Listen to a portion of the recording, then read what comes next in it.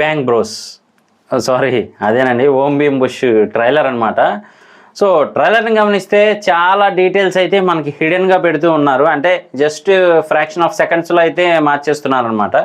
So అందులో నుంచి కొన్ని డీటెయిల్స్ చూస్తే కనుక బిగ్ బ్యాంగ్ బ్రోస్ అనే ఆ క్లబ్లో ఏకంగా అబ్బాయిల ఒక ప్రైవేట్ పార్ట్కి అనమాట కొన్ని కేజీల రాయిని అయితే కట్టుకొని లాగుతున్నట్టు అయితే ఉంది. ఇది మరీ దారుణంగా ఉంది అసలు. అలాగే పారాసెటమాల్ ట్యాబ్లెట్స్ని బాగా దంచి అవే మాదక ద్రవ్యాల్లాగా అమ్ముతూ ఉన్నారనమాట.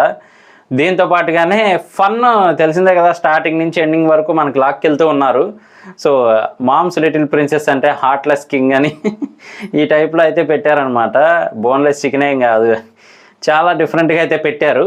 అలాగే మనకి ఇంట్రెస్టింగ్గా ఉండేలాగా అంటే కొంచెం థ్రిల్లింగ్గా కూడా ప్లాన్ చేశారనమాట. ట్రైలర్ లాస్ట్లో అయితే రివీల్ చేశారు కదా, మీరు నిజంగా మగాళ్ళు అయితే సంపంగి మహల్కి వెళ్ళి ఆ నిధిని తీసుకురండి అని చెప్పి. సో మనకి గమనిస్తే కనుక ఈ భైరవపురంలో ఎక్కడో నిధి ఉంది అని చెప్పి టీజర్లో కూడా వెతుకుతున్నట్టయితే చూపించారు కదా.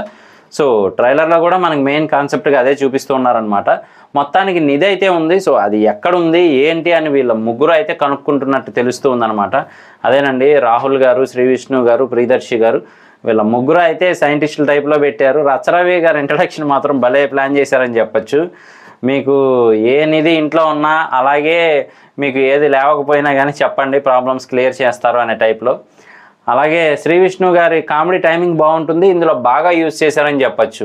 మై నేమ్ ఈస్ క్రిష్, చేస్తాను ఆడవాళ్ళ మనసులు ఫిష్ అనే టైప్లో బాగానే ప్లాన్ చేశారు. కాకపోతే ఒక మెయిన్ థీమ్ అనేది కంటే కూడా ఎంటర్టైన్మెంట్కే ఎక్కువ ఇక్కడ విశేషం ఉన్నట్టు తెలుస్తూ ఉందన్నమాట. సో తెలిసిందే కదా, జాతిరత్నాలు మూవీలో కూడా మనకి మెయిన్ స్టోరీ కంటే కూడా స్టార్టింగ్ నుంచి ఎండింగ్ వరకు ఒక కామెడీ ట్రాక్ అనేది నడుస్తూ వెళ్ళిపోద్ది.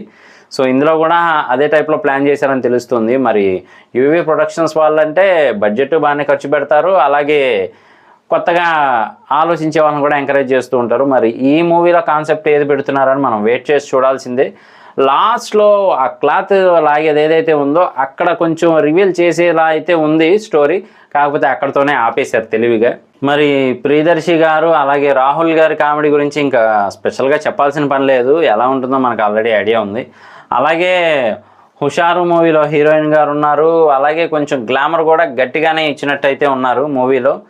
సో మరి వాళ్ళ గ్లామరు, వీళ్ళ కామెడీ టైమింగు, అలాగే లాస్ట్లో చూపించిన థ్రిల్ ఏంటి అనేది మాత్రం మెయిన్ హైలైట్స్గా అయితే చూపిస్తున్నారు ట్రైలర్ని గమనిస్తే.